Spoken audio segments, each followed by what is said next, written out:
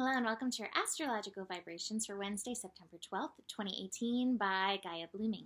I am Mimi and our energy mantra for today is I am worthy of all these holy experiences. And I actually want to start with showing you a card. I got a new deck. Hey, yay! Work Your Light Oracle Cards and Guidebook by Rebecca Campbell. And the card that I pulled for today is the Ever Unfolding Rose, cracked open. It's happening for you, not to you, which we've talked about. And I have to say, in these energies, it is going to be a little bit like cracking open.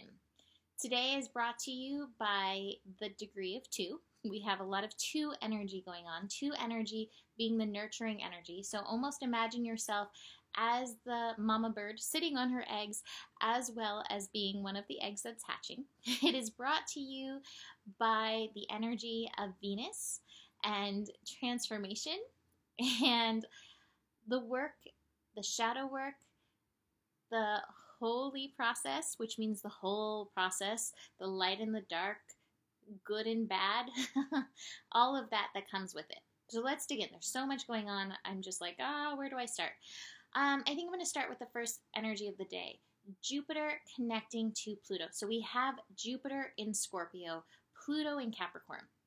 Scorpio is co-ruled by Pluto energy. So this energy with Jupiter in the sign of Scorpio is expanding the Plutonic energy. Plutonic colonic is happening. When this happens, Plutonic colonic, it's basically like colonicking any of the shadows out. So as Jupiter connects to Pluto, anything that is a little muddy in our foundation is basically being flushed out into the surface. Now it's really interesting that this also comes on the heels of 9/11, and it comes as the world is facing some extreme weather energies again. We can shift into fear, but that kind of takes us in and through the colonic-y poopy energies, or we can find our empowerment in and through these things. I think a lot of times when it comes to weather, when it comes to world events like 9/11, that we can feel powerless. However, we do have this reserve of power within us, and that's what Venus in Scorpio is reminding us of that. If you saw my first message about Venus in Scorpio, it was about tuning into the womb, tuning into your Hara energy. Now, it's not to say if a hurricane is coming your way that being tuned into your womb energy is going to save you, but what I hope it would do would be give you the intuition to show you how to move, to show you where you need to be, to help guide you in and through your life from the holiest place within yourself. So it's remembering that. Basically, it's like clearing the poop away from that in order to move forward. So sometimes we have to face these holy experiences. And again, by holy experiences, I mean the whole spectrum, the yin and the yang, the darkness and the light. So that's the first connection. The next connection is Venus in Scorpio meeting up with Uranus. Uranus in, what's the sign? It's in Taurus. Brain fart right there. Uranus in Taurus, so that opposition. Uranus in Taurus. Uranus in Taurus is bringing up the worth stuff. And so we may see some of the shadows come up in the worth stuff. And again, we have to hold our energy. Now this is also interesting because the moon in Scorpio is going to be going into a conjunction with Venus. And I've talked about this before. The place I used to work, Soul Garden, would do Love Fest with Moon conjunct Venus. It was like a monthly holiday kind of thing.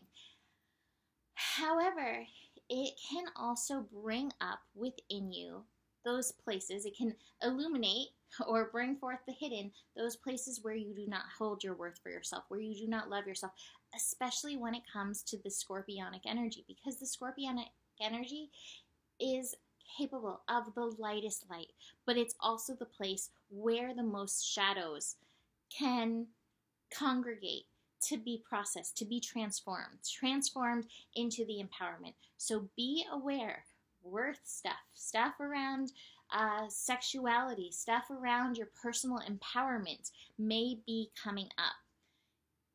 Fear, too. You do not have to slide into victim. And if you feel yourself sliding into victim, then clearly there's still some pain that needs to be witnessed, and that's okay. I think that's one of the best things we can get from our victim. There's pain that needs to be witnessed within you. Let's not shame the victim. Let's find the pain that needs to be witnessed. But then, instead of holding that victim mentality, how do we find the empowerment once we have witnessed the pain that is there? So this is how we alchemize and work these energies. This is how we turn gold from poop. Okay, going with the colonic theme, just sticking with that. Moon in Scorpio. It definitely has intensity. Again, I'm feeling like this intensity in general is lighter than this year has been, and yet this year really is meant to shift us. So if these things do come up, process it. It is happening for you, not to you. We'll dig into this card a little deeper, but it's happening for you, not to you. Venus continues to connect. Venus will connect to the moon, like I said. Venus will also connect to Saturn. Again with the worth stuff and the shoulds, and the fears that happen when we do not settle into the shoulds of the world. Saturn is now direct in Capricorn. So Saturn's like, we gotta get a move on. Venus can, in part, correlate as well to our production. What are we bringing forth? Again, it comes back to you. Are you bringing forth that which is true to you, or are you bringing forth that which is true to the world? The moon is also coming into this dynamic, into this connection, and the moon again is bringing up that which is hidden. You may have some really old stuff, even past life stuff, around your contribution to this world coming up, whether your contribution is material, physical, mental, emotional, spiritual. You may have contribution coming up. You have to let your flower crack open in due timing. I feel like we are so used to pushing the tide, forcing these things. And I have seen this year that it did not matter how much I tried to push the tide, things were going to happen and open and flower in their own divine timing.